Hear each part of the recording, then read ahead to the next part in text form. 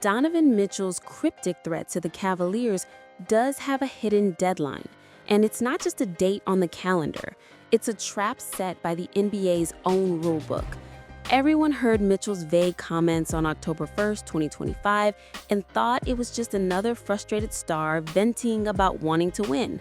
When he stood at the podium and said things like, "We have to look at the big picture," and "we'll see where things go," the basketball world translated it as the usual player speak. The common belief is that this is about championship contention, about roster moves, about a feeling. But that was a calculated move, timed to perfection with the precision of a game-winning shot. This isn't about feelings. It's a financial power play. The narrative you're hearing is a smokescreen for a much more ruthless game of financial chicken, and the real ultimatum isn't being delivered to the media, but directly to Cleveland's front office.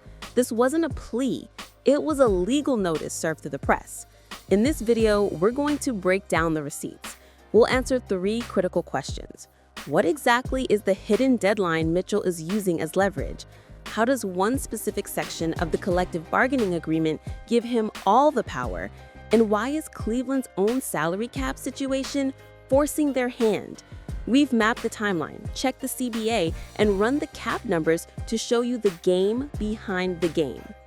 You might think this is all about what Donovan Mitchell wants, but what if I told you the Cleveland Cavaliers are just as trapped as he is?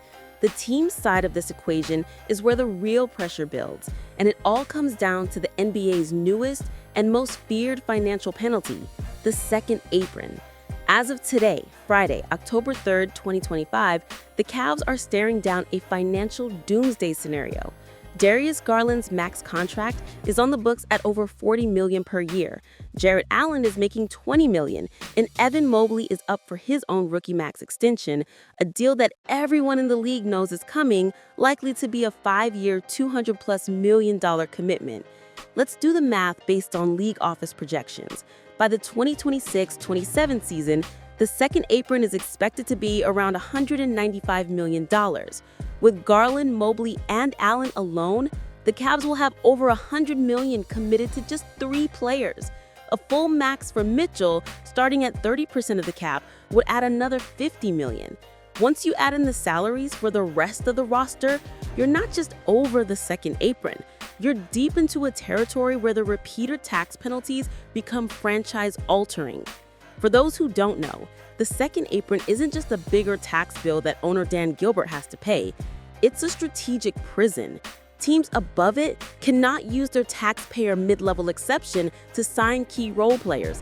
They can't aggregate salaries in a trade, meaning they can't package smaller contracts to acquire a star. Their first-round draft picks 7 years out become frozen and untradeable. Frozen picks don't just mean you can't draft. It means you can't use those picks as sweeteners in trades to offload a bad contract or acquire a missing piece. It paralyzes your general manager. So Cleveland has a choice. Trade Mitchell now for a haul of assets and critical financial flexibility, or commit to a core that will be monstrously expensive and, according to the CBA's new rules, almost impossible to build around if it isn't already perfect. The threat isn't just Mitchell leaving for nothing, it's the financial prison he'll leave them in if they try to call his bluff and pay him later. But the team's financial panic is only half the story. The real leverage, the mechanism that makes this whole thing tick, comes from a clause in the CBA that most fans have never even heard of. So why can't Mitchell just sign a massive extension and stay in Cleveland? Why go through all this drama if both sides want to win? The answer is simple and brutal.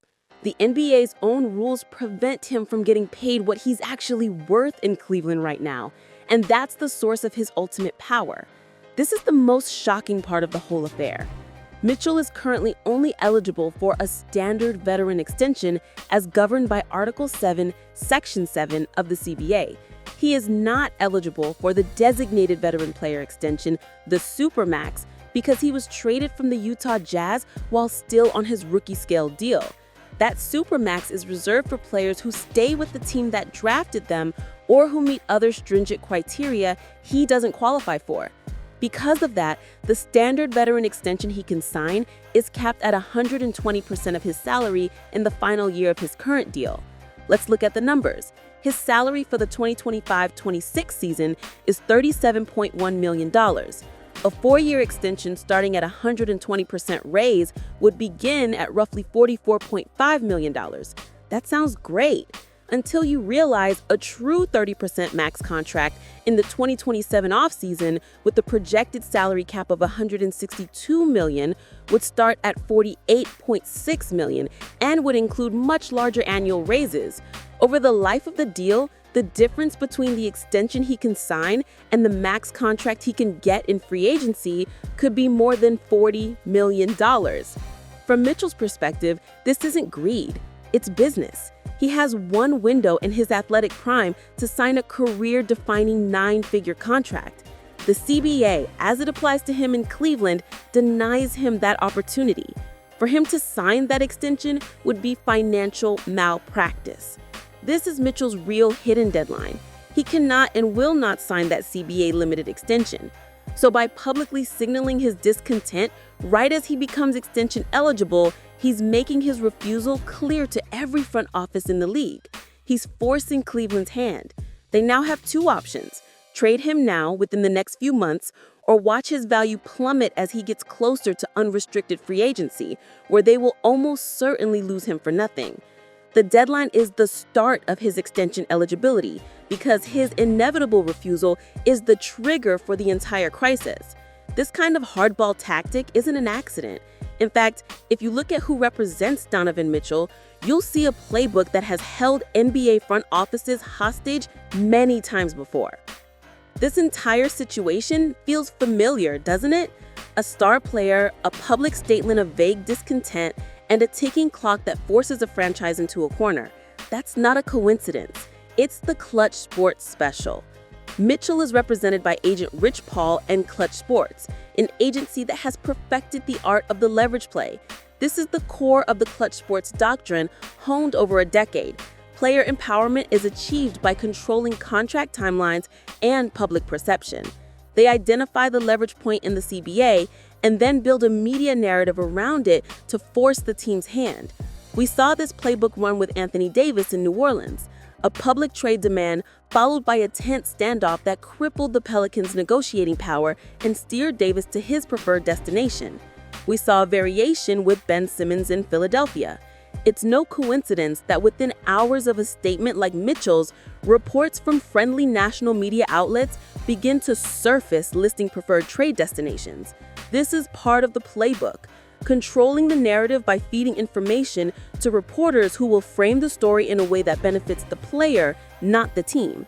For a GM like Kobe Altman, this is the worst-case scenario. You're not just negotiating with another team, you're battling a media narrative shaped by one of the most powerful agencies in sports. Every leak undermines your leverage.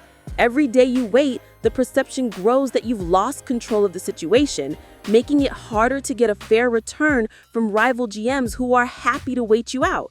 The ultimatum doesn't just start a negotiation. It poisons the entire ecosystem of the team, from the locker room to the owner's box, creating a pressure cooker designed to force a deal on the player's terms.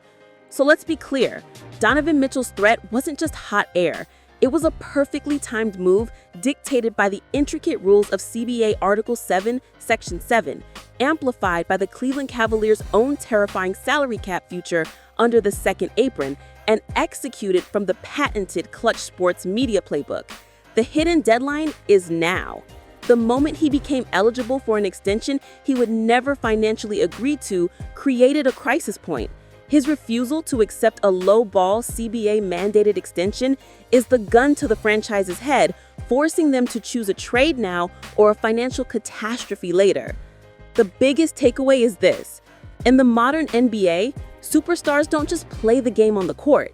They play the game of contracts, leverage, and public relations. And the teams that don't understand the rules of that second game are the ones that get left behind, holding nothing but an empty jersey and a broken cap sheet. That bigger game is what we cover every week. If you want to see the blueprints for how super teams are built and destroyed, The next video in our Locker Room Confidential playlist is Essential Viewing. Click the link on your screen and we'll show you how the league really works.